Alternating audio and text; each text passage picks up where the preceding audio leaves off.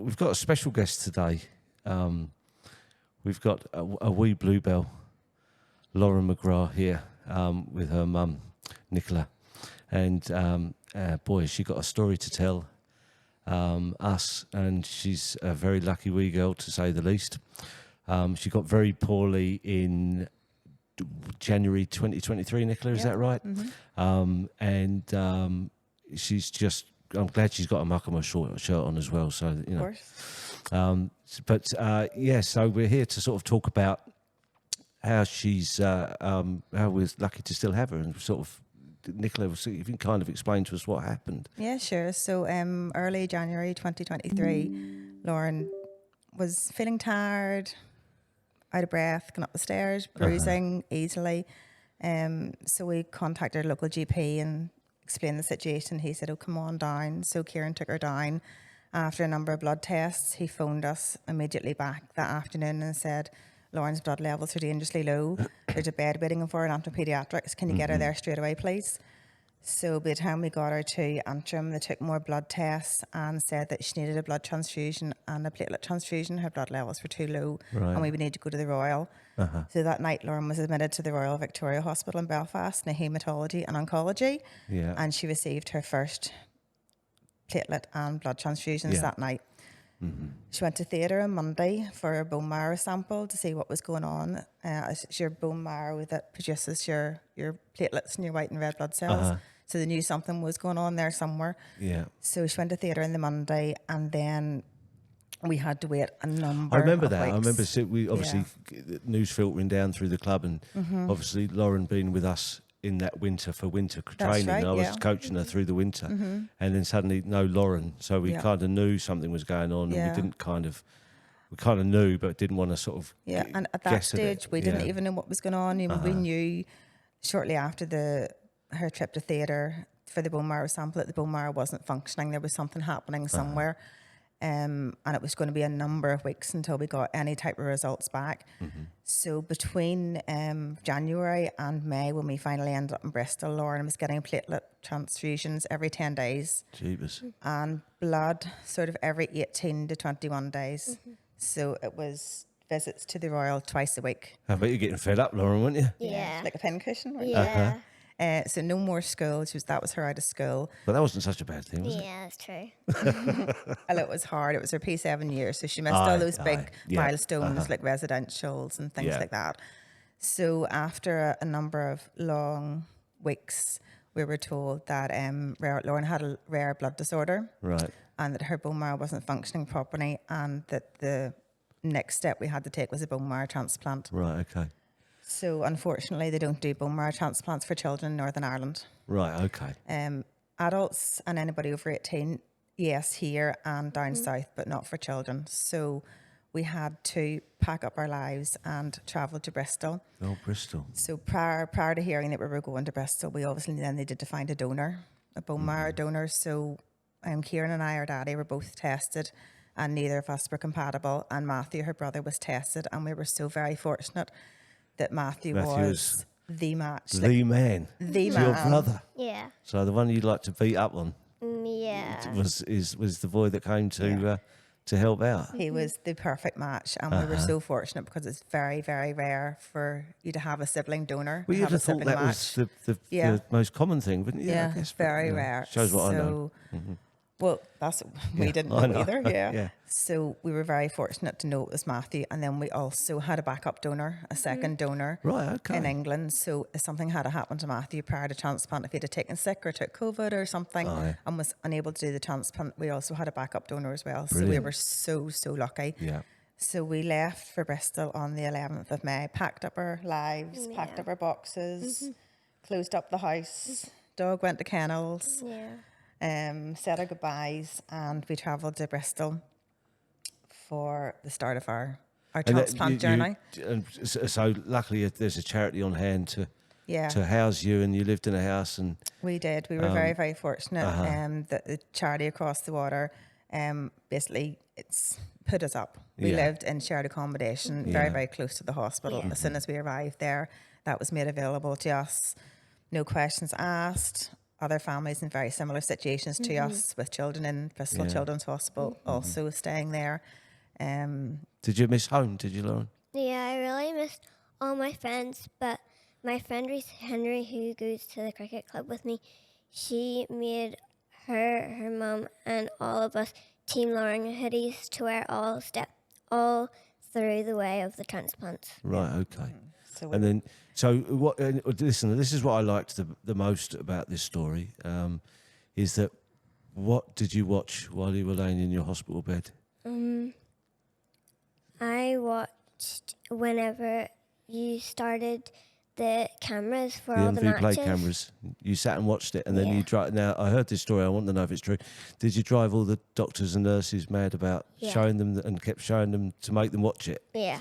And Good girl. one of the nurses actually did play cricket Right. Okay. in Bristol. She plays, I think it's near the beach. Right. Okay. So- We all played on the beach. So she understood like how all the scoring works and Brilliant. how far you need to hit the ball to make like a sixer or Okay. Or four or something. even one run. yeah. And the ones that didn't know, you were fit to tell them. Yeah. So you supported us from your. We did. It's just brilliant. And the just support brilliant. coming from the club to us was just amazing. You know, Yeah. everybody's been so kind and generous and Yeah. supportive to us, and it's just meant so much to us as a family. Aye.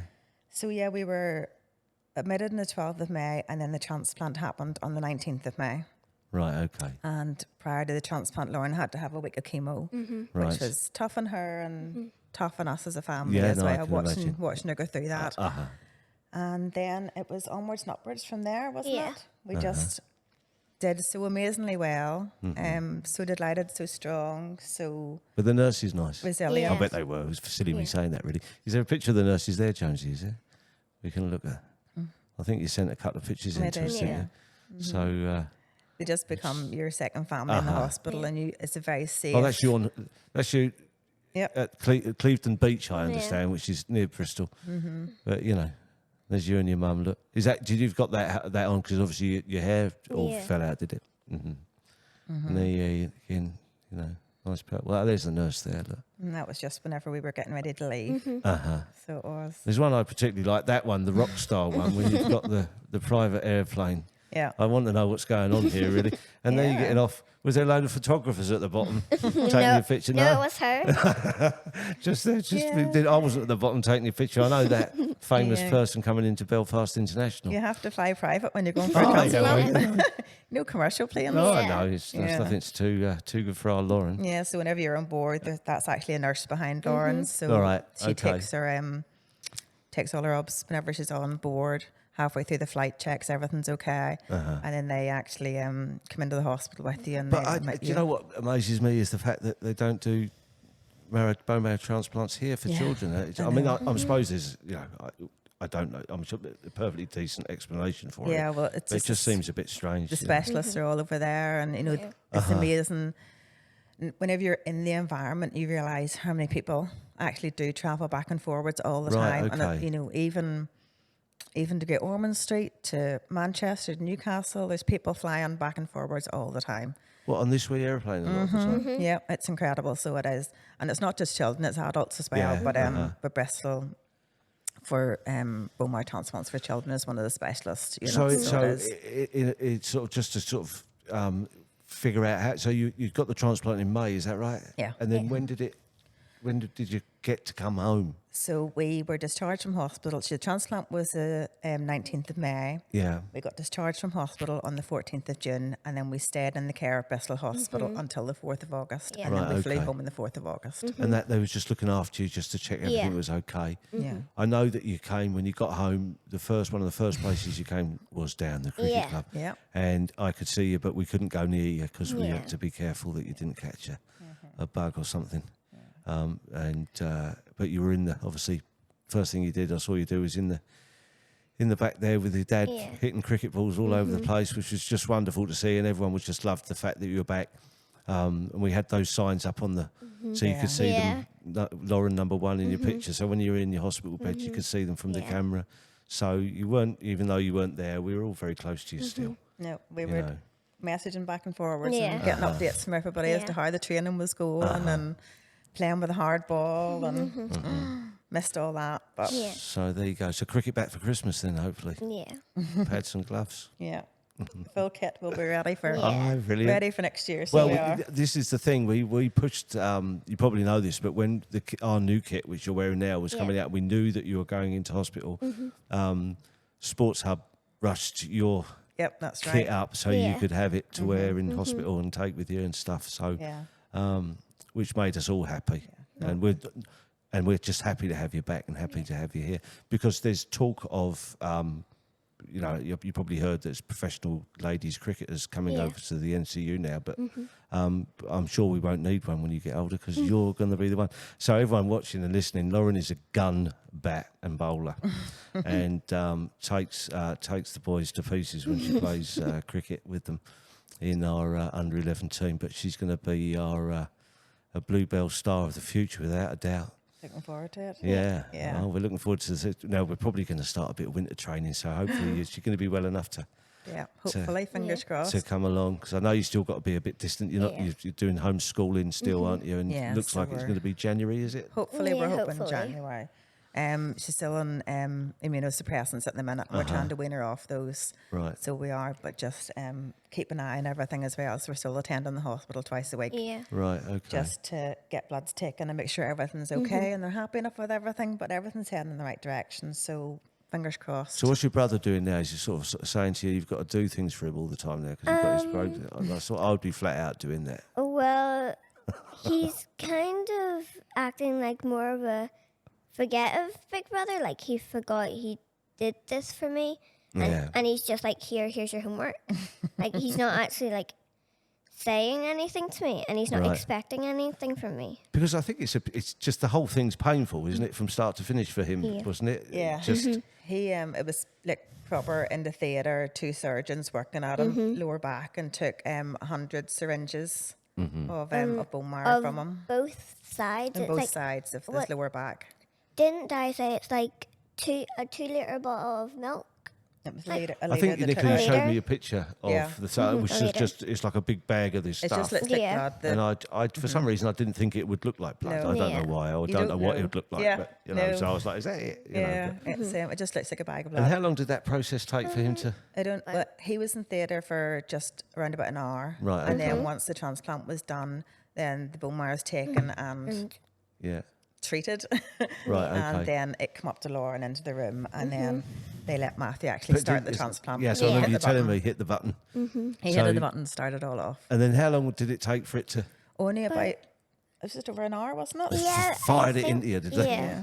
It just went into our centre line, so it did. So yeah, was just happened so quickly, and then we were out really quickly, and then became an outpatient, and now we're home. And you know, whenever you think back on it all, and you think about so many amazing people that helped Yes. us through our journey and helped us to get there, and there's so many charities Yeah. out there that you don't even realise they're there. I mean, even before we left, charities that had given us, lent us a robot so Lauren could be in contact with school, Yeah. and charities that helped us when we were in Bristol, charities that helped us financially to bring back Matthew back and forward. So Matthew came home after the transplant and lived with my parents, but Yeah.